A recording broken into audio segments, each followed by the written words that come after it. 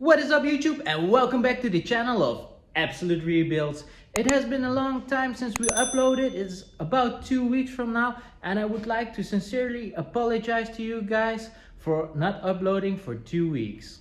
It has been really hectic the last couple of weeks with some personal issues as well. We have our normal jobs that also continue in the background, working late every day almost of the week. But we got some updates for you guys coming in this video. First of all, we cleaned the complete garage. We got nice space everywhere. We had some rebuilds done to our boat engine, of course. So everything was full of heads, engine parts. We came back from holiday and did total nothing in the garage. So fun tubes were laying around. We were still working on the Sea-Doos as well, which needed a new fuel pump. But we cleaned out everything so we can get started with a fresh new start. And the first thing that we're going to tackle is the issues that we have with the Jaguar.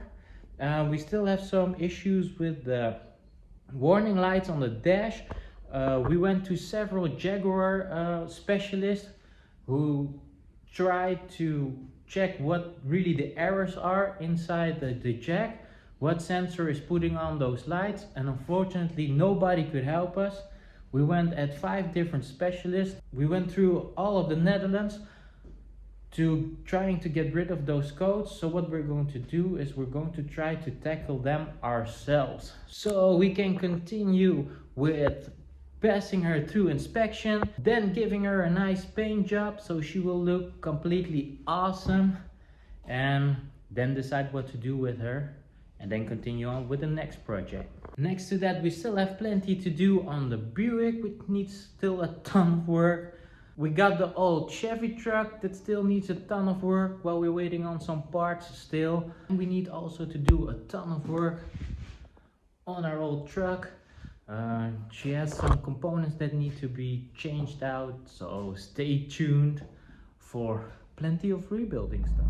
So as you can see, we still have the DCS and the adaptive fault, ABS fault, and one tire which has a pressure issue, but I don't have that much trouble with that one. This is just simply one sensor that needs to be changed, but the other ones are still active, so that's something that we still need to figure out.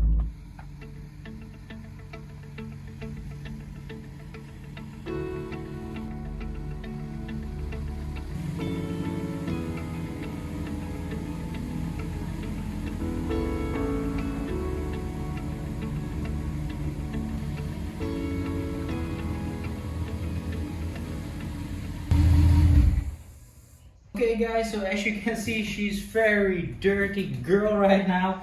That's what you get if you park a car in storage at a farm. But it's time for round 2. Nothing can beat us. We will fight until the end. We will find the faulty codes and we will erase them. And then of course pass her through inspection.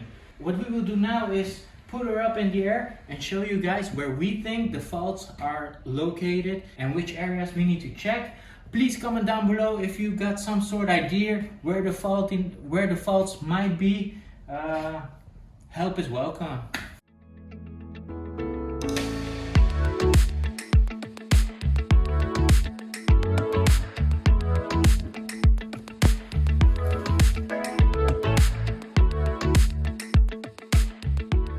Okay guys, so there's movement again inside the wheel bearing. So that might explain why the ABS light is coming on. I did notice while ordering that there's some difference in the USA spec that we have and also in the Europe type.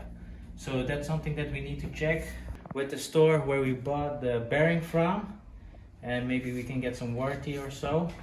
So that's already the first issue that we found.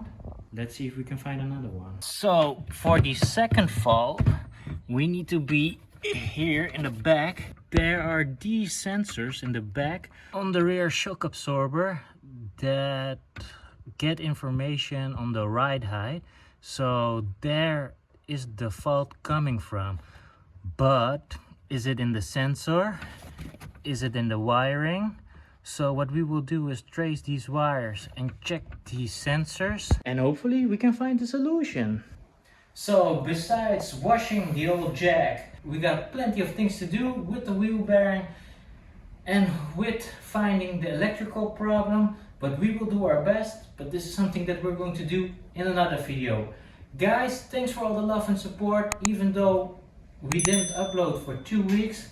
Hopefully see you guys in the next video.